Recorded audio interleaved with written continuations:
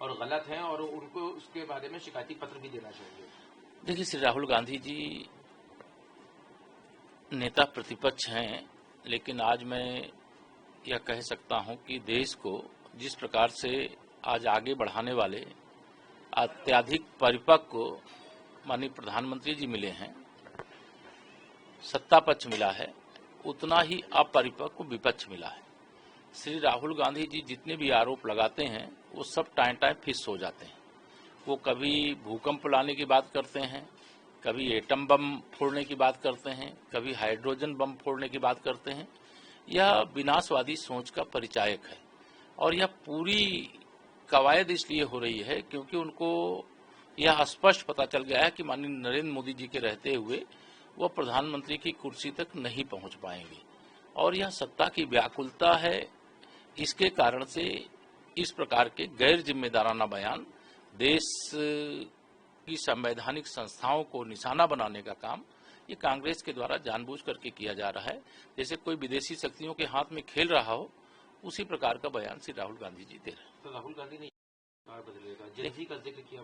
देखिए, ये मतलब अत्यधिक गैर जिम्मेदाराना इस प्रकार के बयान है, लेकिन उनको ये पता नहीं चलता है कि इस देश का युवा, इस देश का नागरिक पहले अपने देश के लिए करता है, देश के लिए जूझता है, देश के बारे में निर्णय करने का जब समय आता है वो निर्णय भी करता है। और यह कोई राजतंत्र वाली व्यवस्था नहीं है कि कौन होए हमें कहानी चेरी छोड़ना होए बरानी।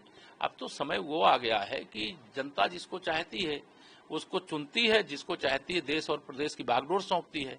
यह कांग्रेस लगातार चुनाव हार रही है, इसके कारण बौखला गई है और श्री राहुल गांधी जी जैसा भारत के इतिहास में अपरिपक्व नेतृत्व कभी देखने को नहीं मिला। सर, गृह मंत्री अमित शाह ने जिस तरह से बिहार में चुनाव होने वाला है, उससे पहले राहुल गांधी की यात्रा को बचाओ यात्रा है और अगर महागठबंधन की सरकार आती है तो घुसपैठ बढ़ जाएगा। देखिए, माननीय गृह मंत्री जी ने जो कहा है वो कोई गलत नहीं कहा है।